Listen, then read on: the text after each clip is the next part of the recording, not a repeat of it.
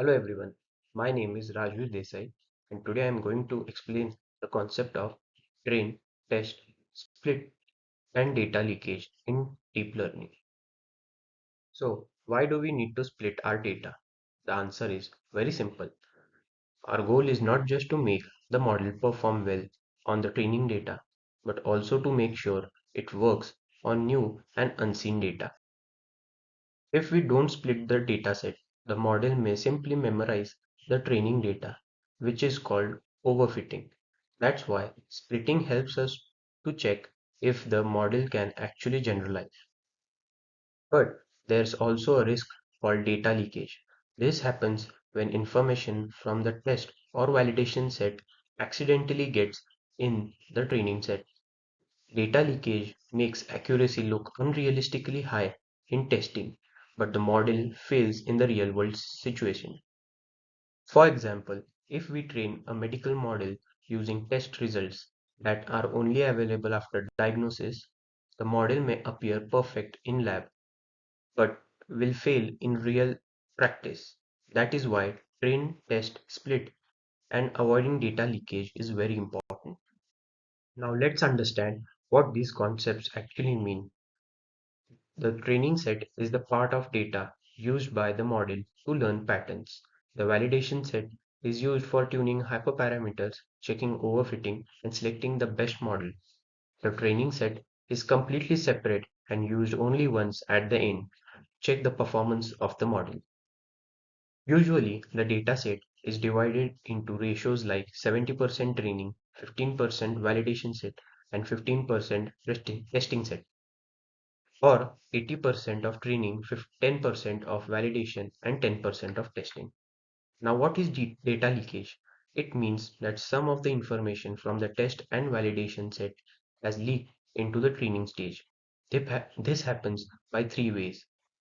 First is the target leakage, second is the train test contamination, and third is the feature leakage. So, through this, we should get to know that splitting data is very necessary. Doing it incorrectly can cause data leakage. Now, let's see the mechanism of train test split. Step 1. Shuffle the dataset except for the time series data where order must be maintained. Step 2. Divide the dataset into training, validation, and test sets. Step 3. Train the model using only the training data. Step 4.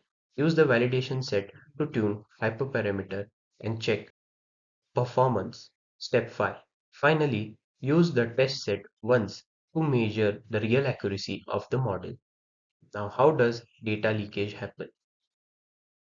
If we pre-process the full dataset before splitting, for example, normalizing all data together, the test information enters the training.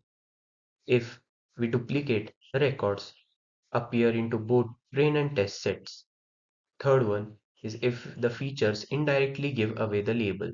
Fourth reason is in the time series problem, if we randomly split, future data can leak into training.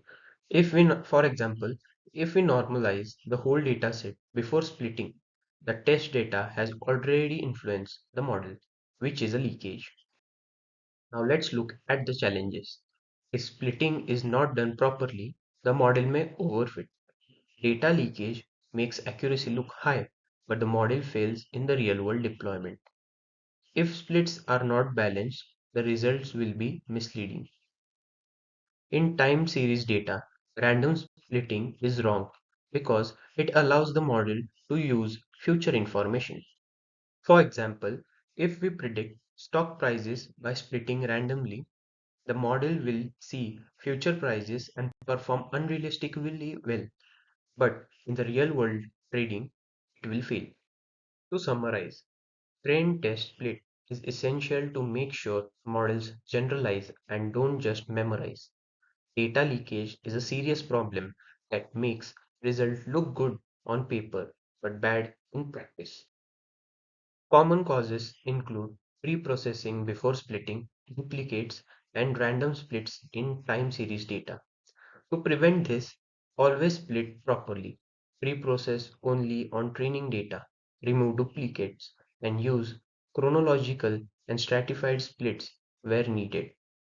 If we follow these practices, our deep learning models will be reliable and unbiased and truly useful in the real world applications. Thank you.